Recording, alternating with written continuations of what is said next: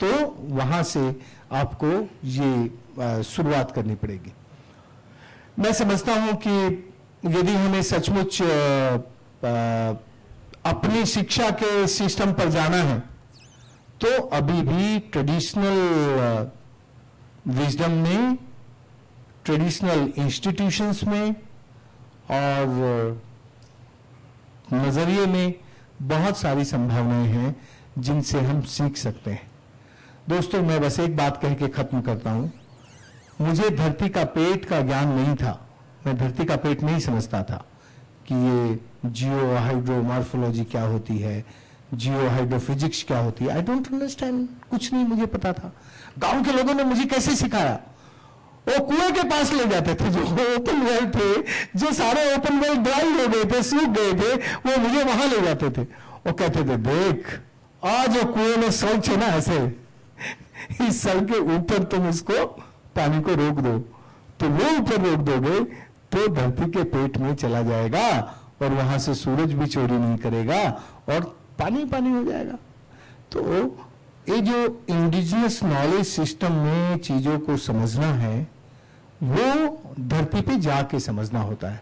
तो वहां काम दिल से शुरू होता है और दिमाग को उपयोग किया जाता है, दिमाग का नियंत्रण नहीं होता।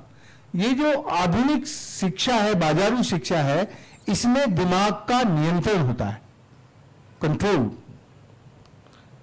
दिमाग को यूज तो करना चाहिए लेकिन उसको कंट्रोलर नहीं बनाना चाहिए। तो दिमाग कंट्रोलर ना बने, वो एक उपयोग की चीज रहे, वैसी शिक्षा होगी तो वैसी शिक्षा हमें समृद्धि के रास्ते पर लेके जाएगी। दोस्तों, मैं बस इतना ही कहना चाहता हूं, इस वक्त टाइम पूरा हो रहा है, इसलिए बस यदि पूर्ण परमति को अपने विद्यार्थियों को और उसके परिवार से जुड़े हुए परिवार के लोगों को स्वावलंबी नजरिया देना है, तो फिर धरती और प्रकृति के और मानव के रिश्तों को जोड़ के आगे जाना पड़ेगा और उसी में से शिक्षा का पाठ्यक्रम, जिसको तुम कैरिकुलम कहते हो, उसको विकसित करना पड़ेगा। हमने जब अपनी वाटर यूनिवर्सिटी बनाई तो उसका सारा कैरिकुलम हमने कहीं से नहीं किया, हमने तो गांवों के रिसोर्स मैपिंग करके नदियों के नाले बना के उसी में से सब किया, क्या क्या कर सकते हैं। तो मैं समझता हूं कि ये जो पूर्ण प्रमति का काम है, ये बहुत अच्छा काम है और ये एक तरह से ये जो आज हमारे राजीव सिंघल जी जो कह रहे थे ना कि अब तो हवा बदलनी है, अब तीसरी हवा में आना है, तो तीसरी हवा यदि बदलनी है तो इस समझ से बदलेगी, शिक्षा से नहीं बदलेगी। ये शिक्षा तो शोषण सिखाती है यार, ये शिक्षा ही तो शोषणकारी शिक्षा है। समझ से करनी पड़ेगी, ठीक। तो समझ विकसित करने वाली पूर्ण परमति बने, ऐसा मैं निवेदन करना चाहता हूं। धन्यवाद। That passion makes the person. How a dry land, the indigenous knowledge of the ancients was ignored and the country suffered. When they realized how it could reinstate the ancient beliefs, you could come back to normalcy and glory, was so beautifully presented. And especially what was heartening was to establish a rapport and a direct dialogue between culture and human beings. When the dialogue between culture and human beings stops, the growth stops. It's beautifully presented. Now I hand over to Najat Saab ke liye. Thank you. The indigenous knowledge is very vast, much more vast than the image of knowledge we have today. And I thought while listening to Rajan Singh, I would add one example that how large-scale engineering was done. One is this in a village, and other is very large scale over large geographical area. And this is example of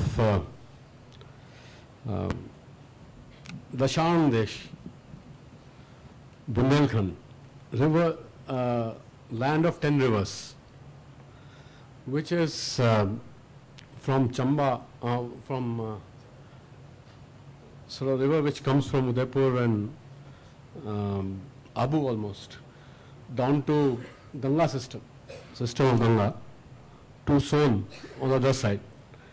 These are, now if you look at Ganga system, we all imagine that it's the glaciers which feed Ganga. It's from the Himalayan glaciers that Ganga system is fed, Ganga, Yamuna, etc. But that's almost like 50% true, or maybe 60% true.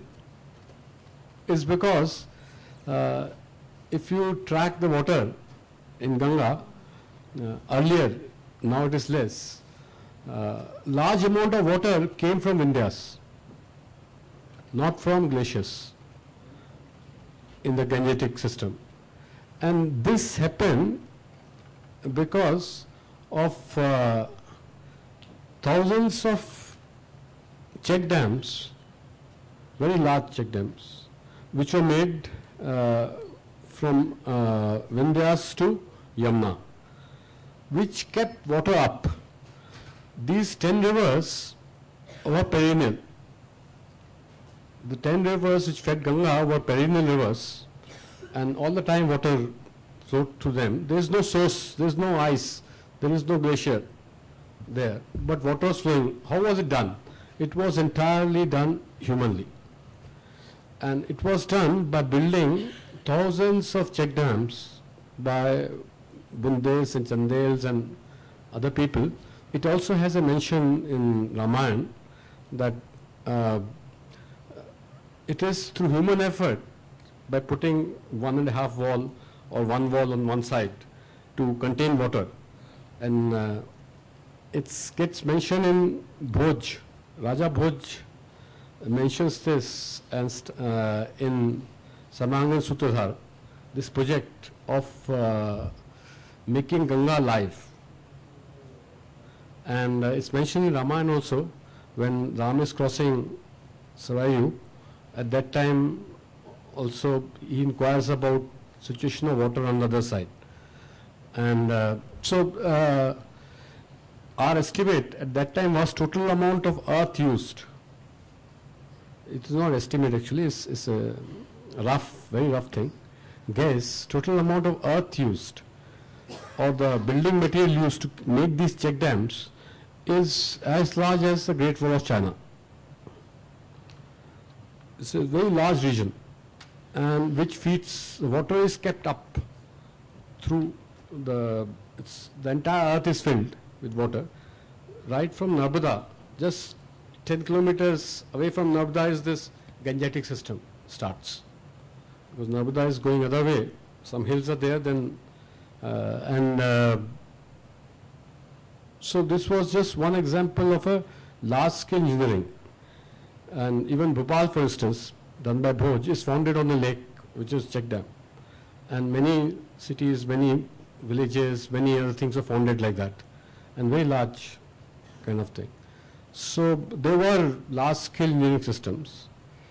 But apart from this, that many people say that traditional knowledge about water is very local, it's not the case. It is mega, can be very big like that.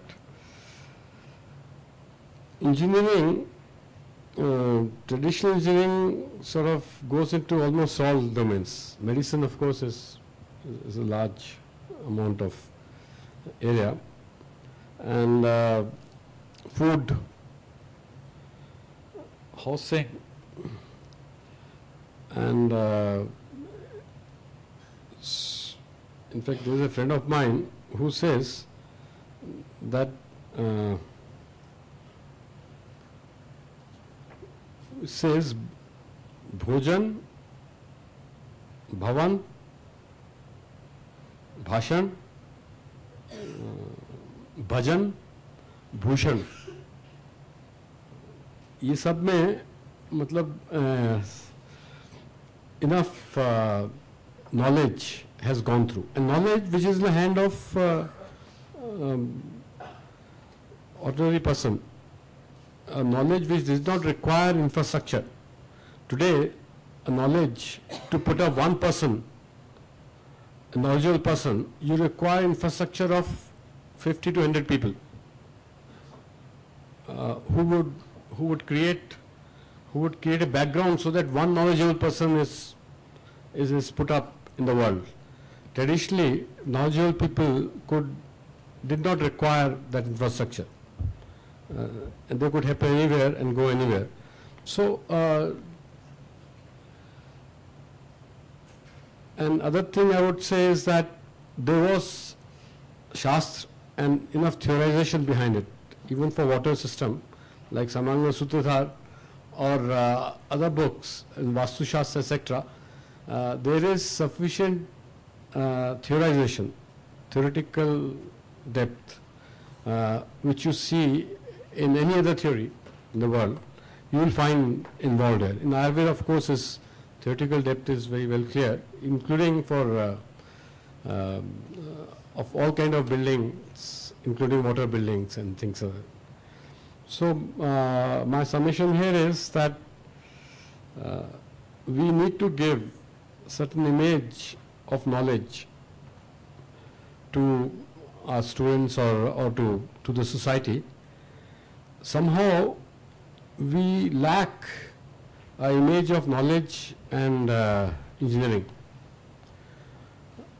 Even people who have sort of studied modern engineering, even people who have done, who are involved in non-knowledge, do not have adequate image or understanding of what knowledge is all about and what engineering is all about. And it's not simply to correct this image, a society which has lost that image. And we don't have upright knowledgeable people and upright engineers. And there are some examples, some people who by their own volition and effort can become role models for knowledgeable people and engineers, etc. We do not have that today. And one reason is that we don't have an image of the traditions of knowledge and traditions of engineering. We do not know them. And one thing which Purna, Pramati should do is to create this image of traditional knowledge, and rest, once they get into service and lifelong research these students may take, then they may take other things. But this image of knowledge must be created with ample amount of examples and actual going to places, seeing for themselves, experimenting, and seeing wherever good sort of such fields of knowledge and engineering have been done.